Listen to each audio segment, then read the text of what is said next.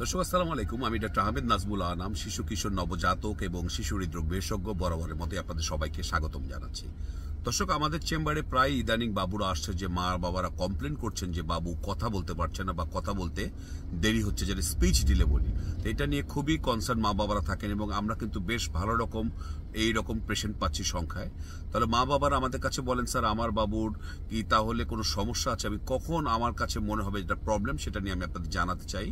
তো দেখুন দর্শক, বাবুরা কিন্তু নর্মালি মামা মামা, বাবা বাবা এরকম কিন্তু 6 থেকে 7 মাসে একটা বাবুর বলতে পারা কথা। তাহলে একটা বাবু যদি 9 মাসে যে এরকম ব্যাবলিং বা এরকম যদি মামা মামা করতে না পারে এবং 18 মাসে যদি সিম্পল কমান্ডগুলো সে না দিতে পারে এবং 2 বছর বয়সে যদি একটা বাবু কোন রকম কথাই যদি না বলে, তাহলে বাবু যদি 2 বছর বয়সে এসে কোনো কথা না বলে এবং 3 বছরে এসে একটা বাবু যদি সেন্টেন্স তৈরি করতে না পারে, কোন রকম বাক্য তৈরি করতে না পারে, আর আমরা যদি আরো একটু আগে যাই 4 থেকে 5 বছরে যেটা সিম্পল স্টোরি একটা বাবু গুছিয়ে বলতে যদি না পারে, তাহলে আপনি বুঝবেন আপনার বাবুর কোথাও কোনো সমস্যা হচ্ছে।